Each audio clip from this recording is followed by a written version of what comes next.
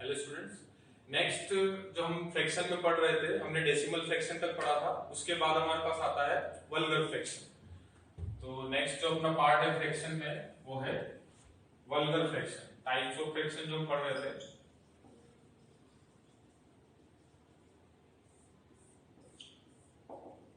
क्या होता है vulgar fraction? A fraction whose denominator is a whole number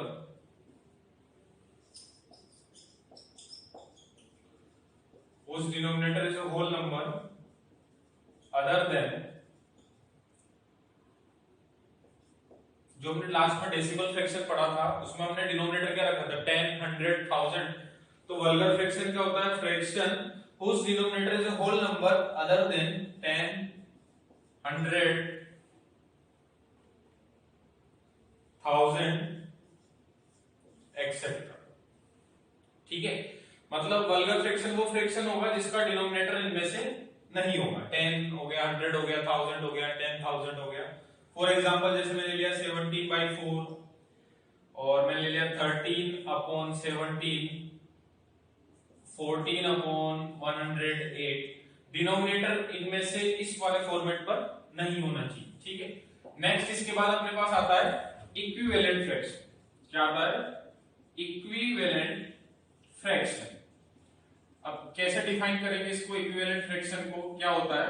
जैसे फॉर एग्जांपल, पहले आपको एक एग्जांपल से समझा देता हूं। जैसे मैंने लिखा 4/6। ठीक, अब 4/6 को जैसे मैंने लिखा 2/3, 2 से कैंसिल करके लिख सकते हैं। 2 2 जा 4, 2 3 जा 6। अब मैंने क्या किया, ये जो 2/3 लिखा था इसको मैंने 2 से, न्यूमरेटर को भी 2 से मल्टीप्लाई कर दिया और डिनोमिनेटर को भी 2 से मल्टीप्लाई कर दिया। तो आप देखो वापस से क्या बनेगा? 4/6। तो यहाँ पे देखो मैं इसको रिलेट कर रहा हूं। ये आपके पास में a/b हो गया और ये c/d हो गया और मैंने किसी नंबर m से मल्टीप्लाई किया। तो a/b और c/d ये क्या है? Equivalent fraction. क्लियर आप लोगों को? 4/6 और 2/3 क्या हो जाएंगे? Equivalent fraction. मतलब जो फ्रैक्शन मुझे दे रखा था, मतलब आपके पास में कोई नंबर है 2/3 फ्रैक्शन है, मैंने इसको 2 से न्यूमरेटर को मल्टीप्लाई किया, 2 से डिनोमिनेटर को मल्टीप्लाई किया, तो नंबर बन गया 4/6। तो 2/3 और 4/6 क्या हो गए? इक्विवेलेंट। मतलब मैं इक्वल इनको बना सकता हूं। यहां पर ये सिंपलेस्ट फॉर्म में, अभी हम आगे पढ़ेंगे सिंपलेस्ट फॉर्म क्या होती है। ठीक है, तो a/b इक्वल्स टू c/d है और c/d को मैंने किसी नंबर से मल्टीप्लाई किया, उसके बाद में दोनों क्या हो गए? इक्वल हो गए। तो a/b और c/d दोनों क्या होंगे? इक्विवेलेंट फ्रैक्शन होंगे। तो इसकी कंडीशन लिखते हैं हम। कंडीशन हो जाएगी इसकी,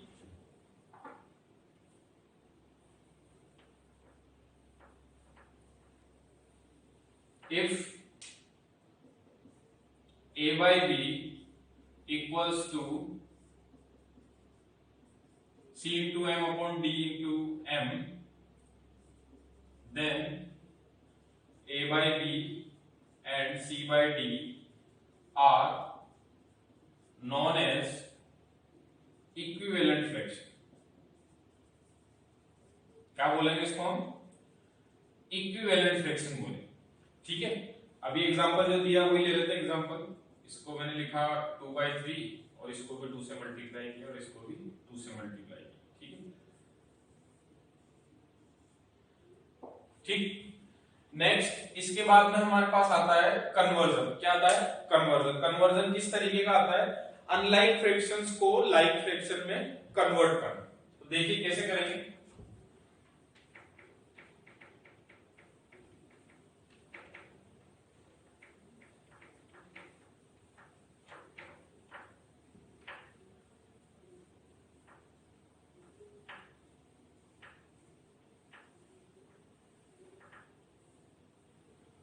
नेक्स्ट है आपके पास में conversion of unlike fractions into like fractions.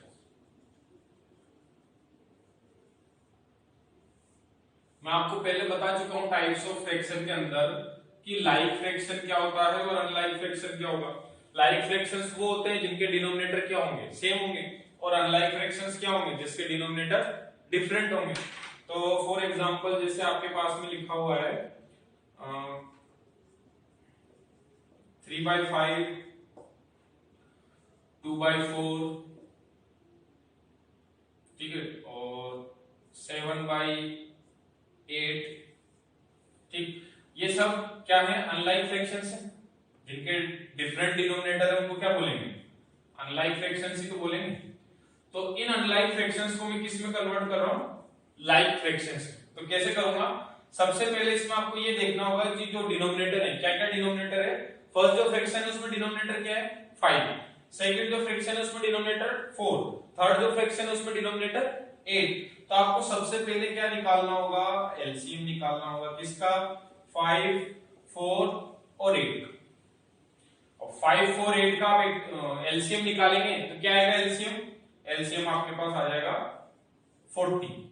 हमेशा आपको ये ध्यान रखना है, अनलाइक फ्रैक्शन को लाइक में कन्वर्ट करना है आपको, तो जो डिनोमिनेटर है उन सबका एलसीएम निकालेंगे और फिर जो एलसीएम आया उसी को हम डिनोमिनेटर में बनाने की कोशिश करेंगे। तो कैसे करेंगे, जैसे आपके पास में फर्स्ट जो फ्रैक्शन है 3/5 लिखा हुआ है, क्या लिखा हुआ है, 3/5। तो अब देखो 3/5 को, और नेक्स्ट आपके पास क्या लिखा हुआ है 2/4, और नेक्स्ट आपके पास लिखा हुआ है 7/8। इन सभी को लाइक में चेंज करना है। तो फर्स्ट हो गया आपके पास 3/5, मुझे क्या बनाना है डिनोमिनेटर 40, तो मैंने किससे मल्टीप्लाई कर दिया, 8 से मल्टीप्लाई कर दिया, ये हो गया आपके पास 24/40।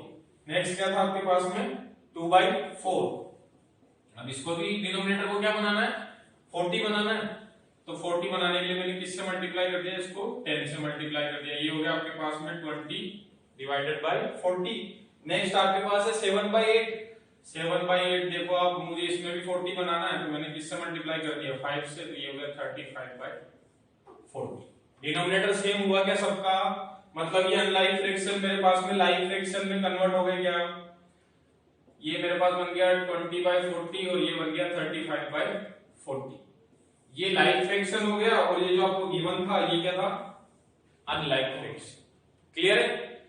तो क्या था अपने पास topic, conversion of unlike fraction into like fraction. Unlike fractions given थे, सबसे पहले क्या किया, डिनोमिनेटर देखा, डिनोमिनेटर देखा मैंने, तो क्या क्या मिला, फर्स्ट केस में 5, दूसरे नंबर में 4 और तीसरे नंबर में 8। मैंने इन सबका एलसीएम निकाला, एलसीएम कितना आया 40। अब जो एलसीएम आया वही मुझे सबका क्या बनाना होगा, डिनोमिनेटर बनाना होगा। तो सबका डिनोमिनेटर 40 बनाने के लिए मैंने नंबर से मल्टीप्लाई किया, जैसे मैंने आपको इक्विवेलेंट फ्रैक्शन बताया, सेम नंबर से मैं अगर मल्टीप्लाई और डिवाइड करता हूं तो नंबर पर कोई इफेक्ट नहीं होता, नंबर सेम रहता है। तो मैंने क्या किया, यहाँ 40 बनाने के लिए 8 से मल्टीप्लाई किया और 8 से डिवाइड किया। तो डिवाइड करने के बाद ये होगा 24/40 यहाँ से, और ये हो जाएगा 20/40, ये हो जाएगा 35/40। सभी का डिनोमिनेटर सेम हो गया, और हमारे पास ये डेफिनेशन है कि लाइक फ्रैक्शन क्या होते हैं, ऐसे फ्रैक्शंस जिनका डिनोमिनेटर क्या हो, सेम हो, और अनलाइक फ्रैक्शन ऐसे फ्रैक्शन जिसका डिनोमिनेटर डिफरेंट हो। तो मैंने अनलाइक फ्रैक्शन को फ्रैक्शन में कन्वर्ट किया, डिनोमिनेटर को देखा, एलसीएम निकाला, और सभी का डिनोमिनेटर जो एलसीएम आया वो बनाया, तो सभी का डिनोमिनेटर सेम हो गया तो उसे बोलेंगे लाइक फ्रैक्शन। ठीक। नेक्स्ट अपने पास है simplest form of a fraction. किसी भी फ्रैक्शन की सिंपलेस्ट फॉर्म क्या होगा। अब सिंपलेस्ट फॉर्म कैसे सोल्व करेंगे, उसको हम कैंसिल आउट कर देंगे। जैसे आपके पास अगर कोई इस फॉर्म में लिखा हुआ है फ्रैक्शन, क्यों कैंसिल हो सकता है। फॉर एग्जांपल अपने पास हेडिंग है simplest form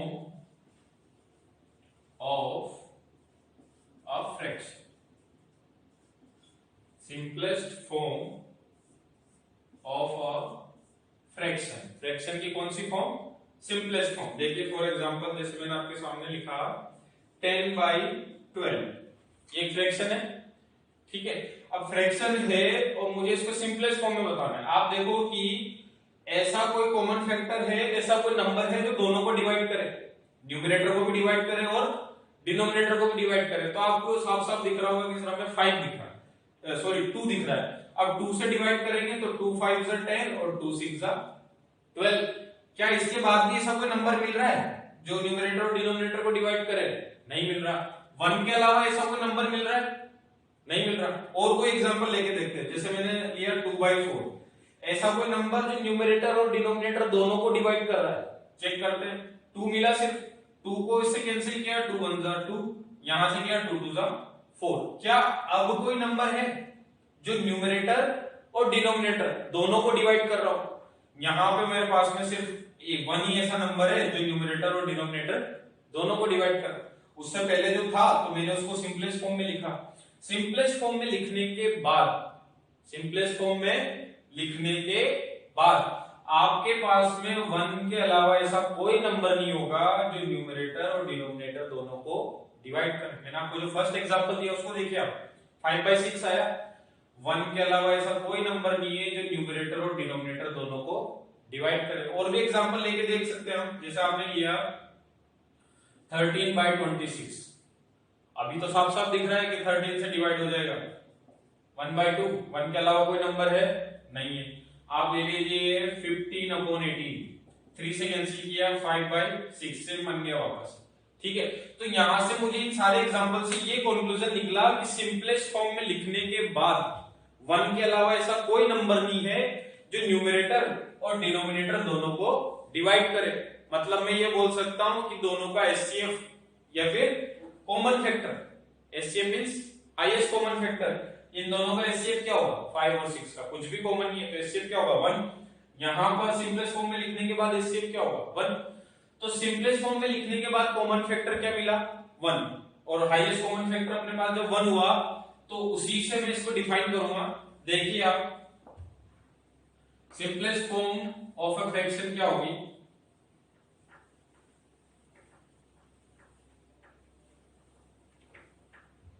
Simplest form of a fraction is a form in which HCF of numerator and denominator is 1। जो दोनों में कॉमन फैक्टर होगा, हाईएस्ट कॉमन फैक्टर, वो क्या होगा? 1। फॉर एग्जाम्पल जैसा भी आपको समझाया मैंने, आप ले लीजिए 10/12, या आपके पास आएगा कैंसिल करने के बाद 5/6। तो सिंपलेस्ट फॉर्म वो फॉर्म होती है जिसमें न्यूमरेटर और डिनोमिनेटर का एचसीएफ क्या हो जाए? 1 हो जाए। हाईएस्ट कॉमन फैक्टर क्या हो जाए? 1 हो जाए। ऐसा कोई नंबर ना हो 1 के अलावा जो न्यूमरेटर और डिनोमिनेटर दोनों को डिवाइड करे। ठीक है, तो हाईएस्ट कॉमन फैक्टर क्या हो गया न्यूमरेटर और डिनोमिनेटर में? 1। तो उसे क्या बोलेंगे? Simplest form. अब आप ये देखिए कि आप बोले कॉमन फैक्टर 1 है, एचसीएफ 1 है, ठीक, और 1 के अलावा ऐसा कोई नंबर नहीं है जिससे दोनों डिवाइड हो रहे हैं। ठीक है, तो इन तीनों तरीके से आप बोल सकते हैं इसको। जैसे आप ले लीजिए 13/26, कैंसिल करेंगे तो ये आएगा 1/2। 1 के अलावा ऐसा कोई नंबर नहीं जो दोनों को डिवाइड करे, मतलब 1 न्यूमरेटर डिनोमिनेटर का क्या है? एचसीएफ है या कॉमन फैक्टर है। ठीक है, तो ये था आपके पास में simplest form of a fraction. अगर कोई फ्रैक्शन आपके पास में इस तरीके से लिखा हुआ है तो उसकी सिंपलेस्ट फॉर्म आप उसको कैंसिल करके लिख सकते हैं। और सिंपलेस्ट फॉर्म को डिफाइन कैसे करेंगे? ऐसी फॉर्म जिसमें न्यूमरेटर और डिनोमिनेटर दोनों का एचसीएफ क्या हो? 1। दोनों का कॉमन फैक्टर क्या हो? हाईएस्ट कॉमन फैक्टर क्या हो? 1 हो।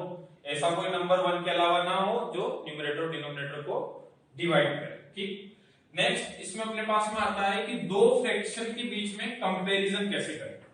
कंपैरिजन बिटवीन टू फ्रैक्शंस, दो फ्रैक्शन के बीच में कैसे कंपैरिजन करें। देखो आप, तो ये अपने पास में नेक्स्ट हेडिंग होगी, कंपैरिजन बिटवीन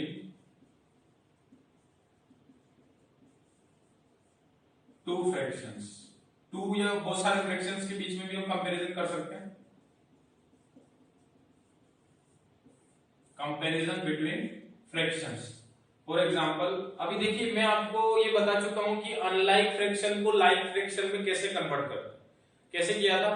सबसे पहले नंबर्स का डिनोमिनेटर देखा, डिनोमिनेटर का एलसीएम निकाला और जिनको कन्वर्ट करना था उन सबका डिनोमिनेटर भी क्या बनाया जो अपना पास एलसीएम आया।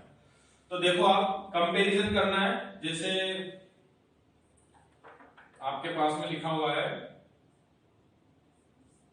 Arrange following in increasing order. इन सबको किस ऑर्डर में अरेंज करना है? इंक्रीजिंग ऑर्डर में। जैसे मैंने लिखा 3/4, 5/8 और 1/2, 9/5। ठीक है, मुझे इन सबको अरेंज करना है इंक्रीजिंग ऑर्डर में, मतलब कंपैरिजन करना है कि कौन बड़ा है और कौन छोटा है। तो देखिए इसको कैसे करेंगे।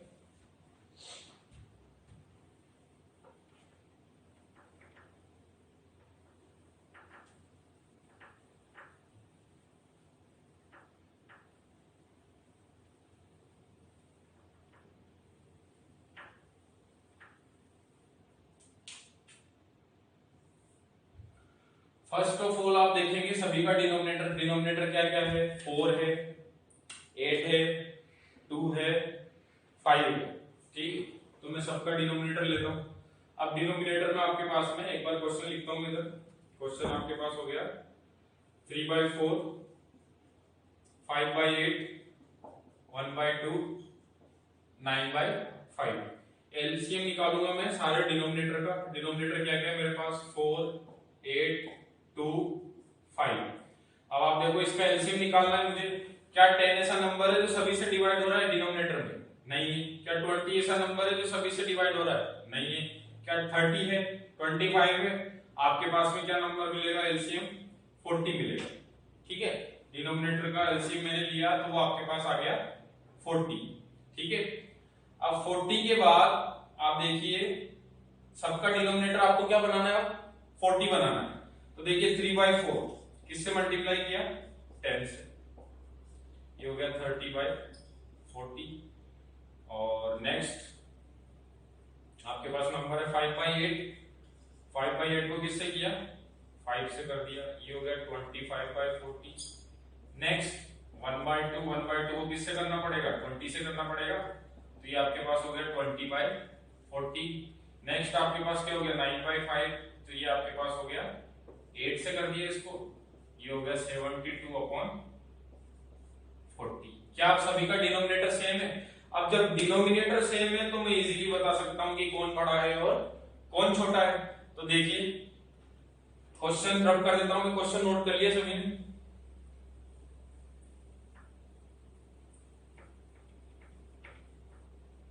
सबसे पहला नंबर क्या है आपके पास में? 30/40। अब आप देखो जब सभी के डिनोमिनेटर सेम है तो जो नंबर जिसका न्यूमरेटर सबसे बड़ा होगा वही सबसे बड़ा होगा। जैसे मैं आपसे पूछूं कि 1/8 बड़ा है या 1/5 बड़ा है, यहां तो देखो डिनोमिनेटर मैंने डिफरेंट ले लिया। जब आपके पास में डिनोमिनेटर सेम है उस केस की बात करते हैं। तो डिनोमिनेटर सेम के लिए मैंने बोला 2/10 बड़ा है या 3/10 बड़ा है। ठीक, डिनोमिनेटर सेम है दोनों में। आप इसको यहां पे डिवाइड करो और इसको यहां पे डिवाइड करो। जब डिनोमिनेटर दोनों में सेम है, जब मुझे दोनों को 10 से ही डिवाइड करना है, तो जहां पर बड़ा नंबर होगा बड़े नंबर को मैं डिवाइड करूंगा तो बड़ी वैल्यू देगा। मतलब अगर डिनोमिनेटर सेम है तो न्यूमरेटर में जिसकी बड़ा नंबर है वही क्या होगा? बड़ा होगा। तो आप देखिए न्यूमरेटर में सबसे बड़ा कौन है? 72। और सबसे छोटा कौन है न्यूमरेटर में? सबसे छोटा हो जाएगा आपके पास 20/40। नेक्स्ट इसके बाद देखते हैं 20/40 के बाद 25/40। फिर नेक्स्ट इसके बाद 30/40 और फिर नेक्स्ट इसके बाद 72/40। यही आई थी वैल्यू सोल्व करने के बाद। देखो 30, 25, 20, 72 सबसे डिनोमिनेटर तो सबका सेम हो गया। न्यूमरेटर सबसे छोटा किसका है? 20 का। फिर उसके बाद 25, फिर उसके बाद 30 और फिर उसके बाद 72। अब आप देखो कि डिवाइड सबको किससे करना है? 40 से ही करना है। अब जिसका न्यूमरेटर बड़ा होगा वो बड़ी वैल्यू देगा। मुझे किस ऑर्डर में अरेंज करना था? Increasing order. तो ये सबसे छोटा हो गया। और जैसे इसको मैं अगर साइन इंट्रोड्यूस करता हूं इसमें 20/40 से बड़ा है 25/40 और इससे बड़ा है 30/40 और इन सबसे बड़ा है 72/40। ये मैंने किस ऑर्डर में अरेंज कर दिया? इंक्रीजिंग ऑर्डर में। ठीक है, मुझे सिर्फ ऑर्डर लिखना था। अगर मैं यहां पर साइन इंट्रोड्यूस ना करूं तो भी चलेगा। मुझे ये बोला गया था क्वेश्चन में कि इंक्रीजिंग ऑर्डर में अरेंज कर दीजिए, लिख दीजिए, ठीक है। तो ये इंक्रीजिंग ऑर्डर हो गया। और अगर साइन इंट्रोड्यूस करें तो 20/40 is less than 25/40 and this is less than 30/40 and this is less than 72/40, ठीक है। तो ये था कि फ्रैक्शंस के बीच में कंपैरिजन, ठीक। नेक्स्ट इसके बाद हम अगली क्लास में